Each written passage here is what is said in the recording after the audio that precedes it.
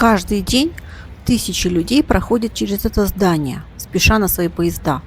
Но мало кто задумывается, какую удивительную историю хранят эти стены.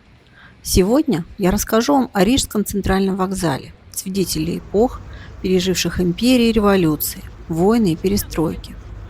А начать стоит с удивительного факта. За XIX век Рига превратилась из небольшого торгово-ремесленного города в серьезный промышленный центр.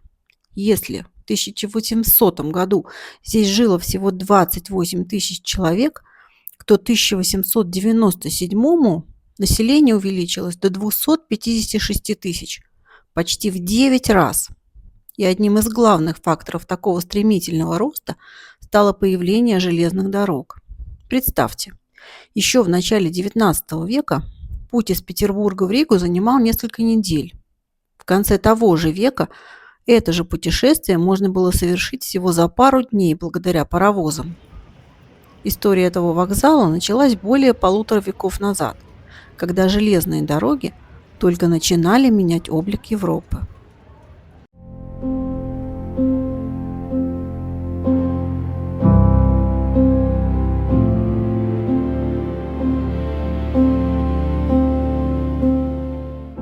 Первые паровозы на территории нынешней Латвии появились в 1860 году транзитом из Санкт-Петербурга в Варшаву через Динабург, нынешний Даугавпилс. Именно Динабург был тогда основным губернским железнодорожным узлом. Но Риге срочно нужна была своя железная дорога. Торговля и грузооборот Рижского морского порта зависели от судоходства по рекам Даугави и Лейлупе. Речной транспорт имел серьезные проблемы. Русло Западной Двины засорялось, что затрудняло судоходство. Сухопутные перевозки обходились крайне дорого. Идея строительства Рига-Динабургской железной дороги принадлежала Рижскому биржевому комитету, который еще в 1853 году начал хлопотать об этом проекте. Но собрать необходимый капитал тогда не удалось. В 1856 году генерал-губернатор Балтийского края князь Александр Суворов, внук знаменитого полководца, в особой записке царю вновь поставил вопрос о строительстве дороги. Он опасался, что планируемая линия к Либовскому порту, Лиепайскому, подорвет торговое значение Риги. 14 февраля 1857 года царь утвердил решение о строительстве. Рижский биржевой комитет вступил в переговоры с капиталистами. Сначала с варшавским банкиром Франкелем, но переговоры затянулись. Тогда англичанин Генри Робинсон, позднее один из директоров дороги, привлек английский капитал. 19 июня 1856 года был заключен договор с Лондонским акционерным обществом на строительство железной дороги и поставку первых паровозов. В том же году в Ригу прибыла группа английских инженеров.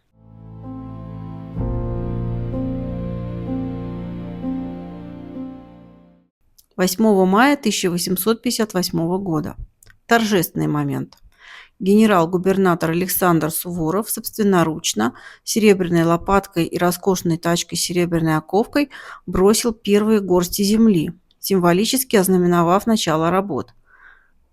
Эти предметы впоследствии перекочуют в Музей истории Риги, где хранятся и по сей день.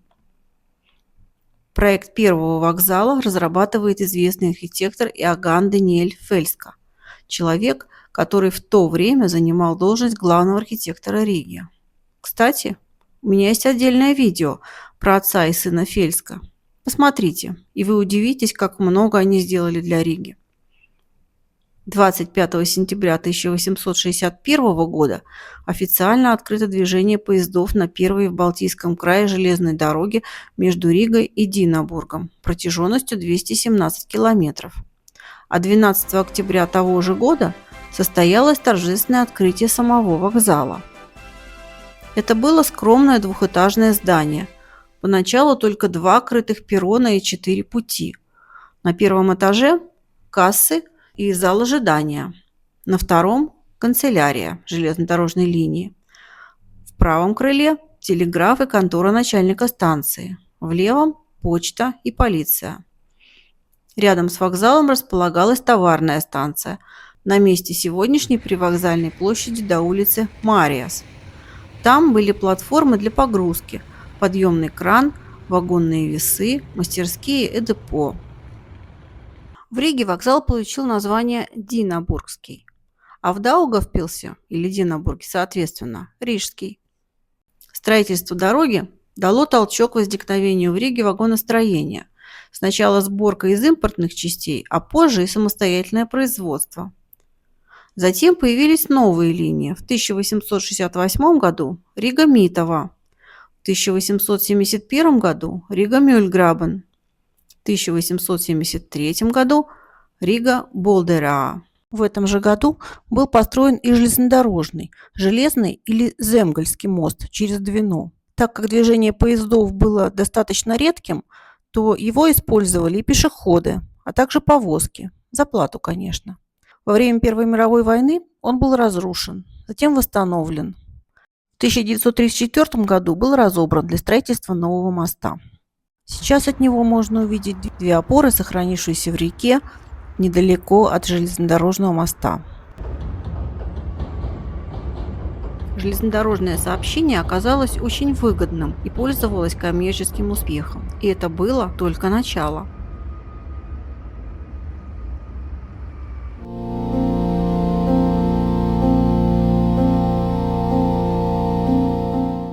Железнодорожная сеть стремительно растет, и маленький вокзал быстро становится тесным.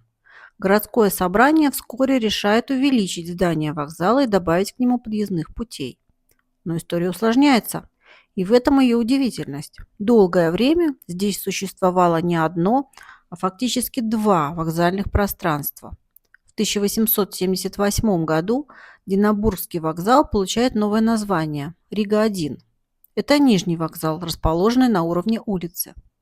С 1876 года рядом работает Рига-2 или Тукумский вокзал, откуда отправляются поезда Рига-Тукумской железной дороги направлением на побережье и далее в Тукумс. Он находится сверху, на насыпи. 1884-85 годы. Первая серьезная реконструкция Динабургского вокзала. Архитектор Генрих Шель пристраивает к зданию два трехэтажных крыла и обустраивает более удобные залы ожидания. Вокзал начинает приобретать представительный вид. 1889 год. С появлением прямого сообщения Рига-Псков поток грузов и пассажиров значительно вырастает. Рижский вокзал, объединивший в себе пассажирские перевозки и доставку грузов, перестает справляться со своей задачей. В этом же 1889 году на привокзальной площади появляется изящная православная часовня Александра Невского. Небольшая каменная часовня была построена в благодарность за чудесное спасение императора Александра III и его семьи во время крушения царского поезда близ станции Борки под Харьковом 17 октября 1888 года. Проект будущей часовни разработал архитектор из Тарту Алексей Кизельбаш. Средства собрали сами рижане, и купцы, и простые горожане. Часовня была построена из гранита и мрамора, украшена позолотой, витражами и майоликовой плиткой. 1893 год. Динабургский вокзал переименован в Двинский, так как Динабург стал Двинском в рамках тогдашней русификации названий. В 1894 году Рига-Двинская железная дорога выкуплена в казну и в 1895 году входит в состав Рига-Орловской железной дороги, управление которой находится в Риге, в здании теперешнего Министерства сообщений.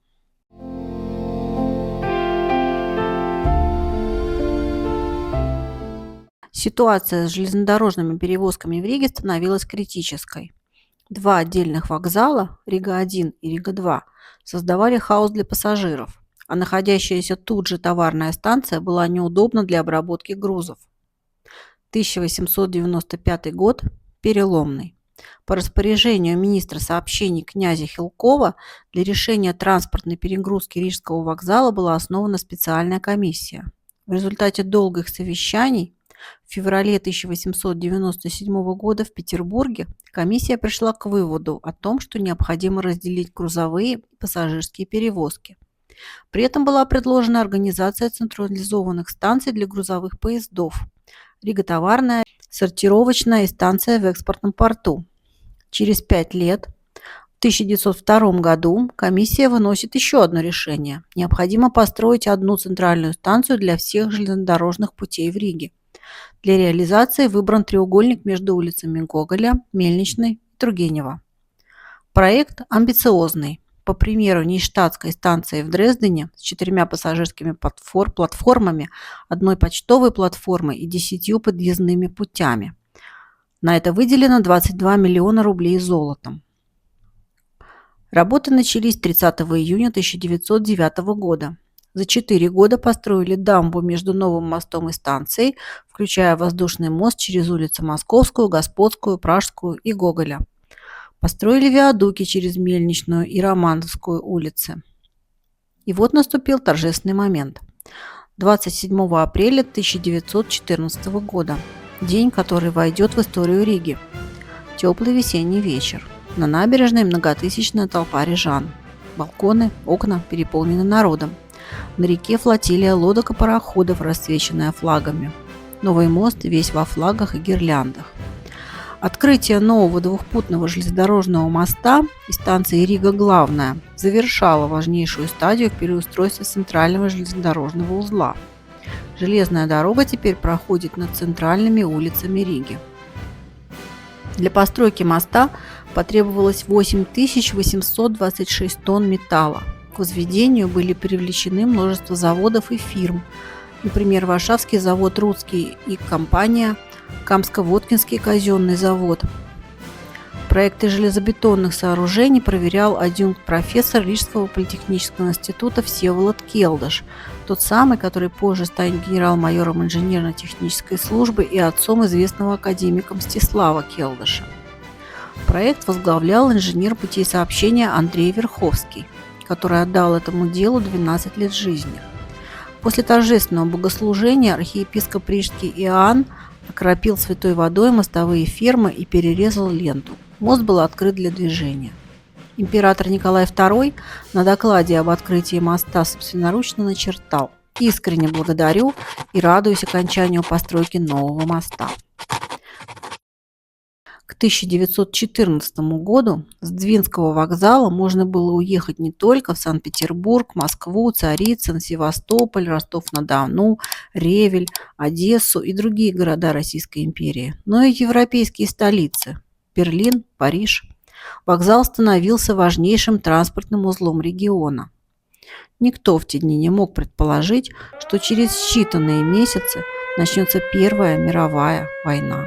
И проект вокзала останется на бумаге.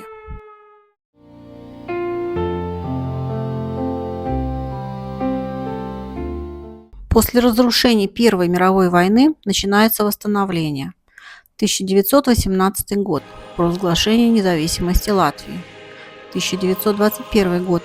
Независимая Латвия восстанавливает международные маршруты. Открывается сообщение с Каунасом, затем с Кёнигсбергом и Берлином. С 1925 года через Рижский вокзал проходит международный маршрут скоростного поезда Норд-Экспресс Рига-Варшава-Берлин. В этом же году власти независимой Латвии сносят Баркийскую часовню Александра Невского, как воспоминание о временах царизма. Казалось, символ исчез навсегда. 1931 год. Первые значительные перемены в облике железнодорожного узла независимой Латвии. Вместе со строительством нового центрального рынка появляется нечто удивительное – станция Рига-Рынок. Она располагалась прямо на крыше мясного павильона и соединялась с главными путями при помощи эстакады. Задумка была грандиозной. По первоначальному проекту такие небольшие станции должны были соединить все торговые павильоны рынка. Станция просуществовала до осени 1944 года. Немецкие войска, покидая город, взорвали эстакаду. Проект больше не восстанавливали. Но если сегодня подойти справа от входа к мясному павильону со стороны железнодорожного вокзала, можно увидеть остатки той станции, свидетельство забытого железнодорожного прошлого. А если вы хотите узнать об истории Рижского центрального рынка, то смотрите это видео на моем канале. Ссылку оставлю в описании.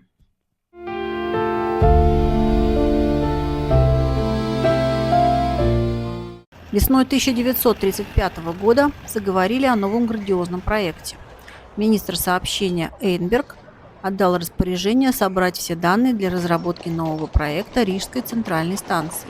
Была собрана впечатляющая статистика. Через рижские станции проходило 4,8 миллиона пассажиров в год. С центрального вокзала в летний период ходило до 100 поездов в день. 1937 год. Разрабатывается новый проект. Расходы составят 26,9 миллиона латов. Для ознакомления общественности издали брошюру тиражом в 300 экземпляров, и в художественном музее рижанам стал доступен макет проектирующейся станции. Проект впечатлял масштабом и современностью. Но в это же время происходит нечто удивительное. В 1935-36 годах архитектор Владимир Шервинский с протоиереем Свемпом отправляются на гарнизонное кладбище в Брасе для инспекции остатков снесенной Баркийской часовни. Среди обломков они находят ценные майоликовые плиты, мраморные колонны и мраморный крест. По решению Синода эти фрагменты используются для строительства часовни Иоанна Крестителя на Покровском кладбище, усыпальницы над могилой священномученика и архиепископа Иоанна Помера.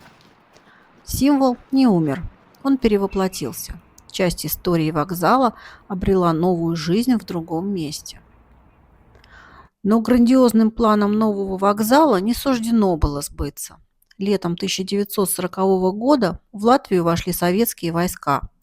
В 1941 году началась Вторая мировая война. В 1944 году новые разрушения. Эпоха независимой Латвии закончилась.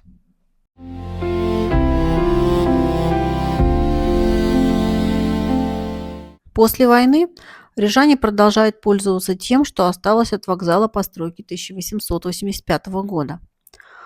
Но ведутся работы по улучшению. В 1950 году завершена электрификация линии Рига-Дуболты. В 1951 году Рига-Кемере, а в 1957 Рига-Мангали. В 1954 году реконструкция вокзала вновь продолжилась. Были разработаны несколько проектов нового здания. Работы по проектированию велись в Государственном институте транспортного проектирования в Ленинграде. Авторами стали главный архитектор Ленгипаротранса Кузнецов и архитектор Ципулин. Оба занимались проектированием вокзалов. Кузнецов в те годы создал проекты реконструкции Московского и Ленинградского вокзалов в Ленинграде и Москве. Ципулин же спроектировал вокзал в Петрозаводске. С 1959 по 1967 года Рижский вокзал был перестроен. Это был сложный поэтапный процесс, который навсегда стер нижний уровень, старый Рига-1. 21 июля 1960 года обновленное здание вокзала открывают на юбилей 20-й годовщины Советской Латвии. Новое здание возвели из стекла и бетона. Для внешней отделки использовался светлый известняк из подмосковных карьеров. Активную помощь рижским строителям оказали московские метростроевцы. Внутри были оборудованы просторные залы ожидания, парикмахерская, буфет, почта, багажное отделение, комната матери и ребенка, специальные помещения для беременных. При отделке использовали уральский мрамор, украинский гранит, опилки натурального дерева, стекло, алюминий, пластмассу. Левую стену украшало декоративное панно «Мир» с картой железных дорог, ведущих из Риги. С правой стороны расписание поездов и панно «Советский Союз. Держава железных дорог». Панно изготовили по эскизам главного художника театра Дайлас Гирца Вилкса. 30 апреля 1964 года. Главные городские часы на 40-метровой башне у входа заработали. Механизм приводился в движение электричеством, а вечером циферблат подсвечивался неоном. Эти часы становятся символом вокзала, местом встреч для целого поколения. Интересно, что башня с часами служила для вокзала также в качестве водонапорной. 1965 год. Построено почтовое здание и зал с междугородними кассами. В этом же году старое здание вокзала, построенное еще в 1861 году, окончательно сносится. Начало июня 1967 года. Торжественный ввод в эксплуатацию еще одного нового здания на месте старого вокзала. Это последнее строение, завершающее весь комплекс. На первом этаже касса предварительной продажи билетов, на втором – рестораны на 120 человек, работавшие с 7 утра до 4 часов ночи. В 70-е годы в зале пригородного сообщения установили кассовые автоматы. В них можно было приобрести билеты до любой станции, забросив необходимое количество монет и нажав соответствующую кнопку. Это позволяло избежать очередей. Конец 1970-х. Циферблат башенных часов заменяется электронным табло, следуя духу технического прогресса. Новый вокзал воплощал советскую архитектуру своего времени, функциональную, монументальную, но уже совершенно далекую от очарования старого стиля XIX века и от сложной многоуровневой структуры начала XX.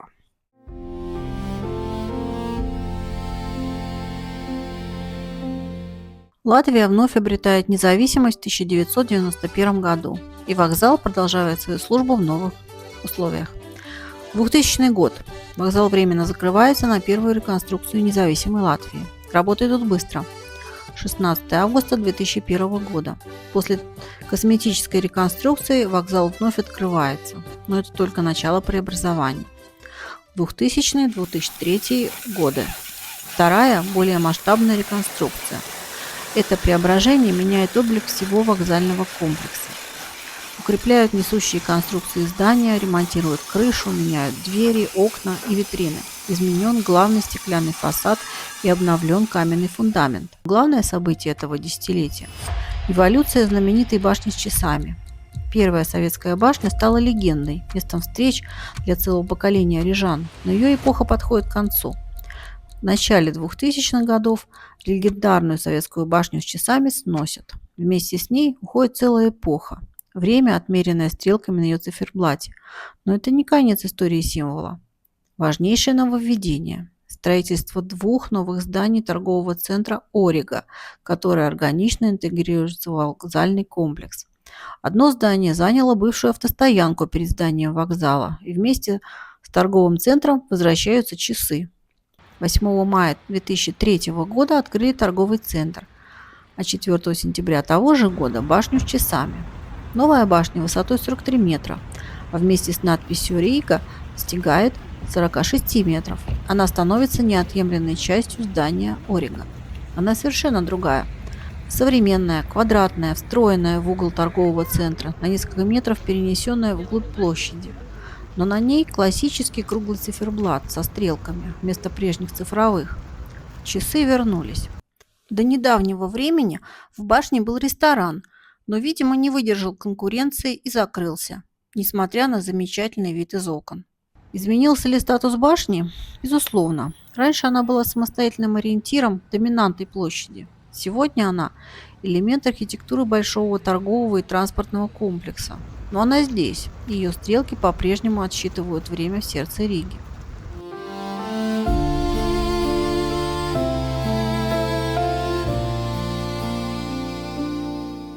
Но история Рижского центрального вокзала на этом не заканчивается. Сегодня он переживает очередную амбициозную трансформацию. Это проект Rail Baltica – европейская высокоскоростная железнодорожная магистраль, которая должна изменить не только вокзал, но и всю транспортную систему Балтии. Rail Baltica – это железная дорога европейского стандарта колеи 1435 мм, которая должна соединить Таллин, Ригу, Каунас и Вильнюс с Варшавой и всей европейской железнодорожной сетью. Общая протяженность магистрали в странах Балтии должна составить 870 километров. Поезда смогут развивать скорость до 240 км в час. Как обещали, из Риги в Таллин можно будет добраться всего за 2,5 часа, а до литовско-польской границы менее чем за 4 часа. Для Риги проект предусматривает строительство 2 современных станций. Обновленный центральный вокзал в самом центре города и новая станция в Рижском аэропорту. Как планировалось, путь от центра до аэропорта должен был занять всего 8 минут. Проектирование началось еще в 2016-м. В 2019 году стартовало само строительство. Новый центральный вокзал проектировала международная команда архитекторов. Концепция нового вокзала впечатляет.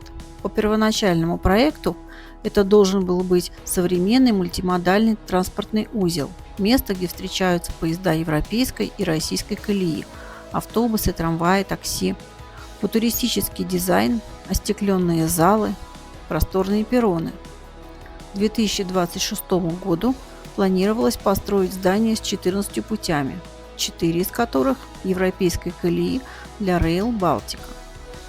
Проект получил несколько международных премий за архитектуру и дизайн. На бумаге все выглядело безупречно, но в реальности все оказалось гораздо сложнее. Если в 2017 году строительство центрального вокзала оценивалось в 200 миллионов евро, то к 2019 году сумма выросла до 430 миллионов, затем до 566 миллионов, а к 2024 году до 888 миллионов евро с учетом инфляции. Что мы имеем на сегодня? Идут разговоры о переделке проекта для его удешевления. По вокзалу. Что успеют построить? Южную часть здания с фасадами и крышей. Первый этаж – пассажирские платформы. Вход будет организован с улицы Эмилиас Беньяминас, бывшей Гоголя. Платформы будут полностью оборудованы. Чего не будет? Третьего этажа, лифтов и эскалаторов, соединение между новым и старым зданиями вокзала. Вокзал откроется, но не в полном объеме. Честно говоря, мне не очень понятно, как люди будут добираться до платформ на втором этаже без лифта и эскалаторов. Или я что-то не поняла. В общем, поживем и увидим. Сохранят ли при всем этом что-то историческое? Да, планируется сохранить знаменитую надпись «Рига», некоторые деревянные двери, мраморные лестницы в зале ожидания и мраморную галерею на втором этаже. Память о советском вокзале 1960-х. Что касается самой магистрали Rail Baltica, по плану основные строительные работы должны завершиться к 31 августа 2026 года. Затем тестирование путей. И к 31 марта 2027 года южная часть вокзала должна быть временно введена в эксплуатацию. Именно отсюда в 2027 году начнут отправляться электрички, пока по широкой колее 1520 мм, в ожидании второй фазы проекта. Что касается самой магистрали Rail Baltica, то ее завершение теперь откладывается. Все три страны уже ведут строительство, но темпы сильно расходятся. Литва лидирует по реально построенным километрам. Эстония закрыла контрактами весь пассажирский ход Таллин-Пярну и ведет масштабные работы. Латвия, по признанию самих эстонских чиновников, отстает от Эстонии примерно на пару лет. По состоянию на начало 2026 года имеющегося финансирования латвийской части проекта хватает лишь на возведение насыпи примерно до 52 километров основного хода из нескольких сотен запланированных. Рижский центральный вокзал вновь оказался в центре исторических перемен. Но не хотелось бы, чтобы он стал очередным невоплощенным проектом, как его предшественники в 1914 и 1937 годах. За более чем 165 лет этот вокзал пережил несколько рождений. Здесь закладывали первый камень, отсюда уходили поезда в столицу империи. Здесь носили старое и строили новое, снова и снова. Каждое поколение оставляло свой след. Вокзал – это не просто здание, это место, где встречаются эпохи, где прошлое не исчезает, а перевоплощается. Место встречи и расставаний, начало путешествий и возвращения домой. История вокзала не заканчивается, она продолжается, и мы – свидетели очередной ее главы. Спасибо за просмотр, благодарю за лайки и комментарии. До новых встреч!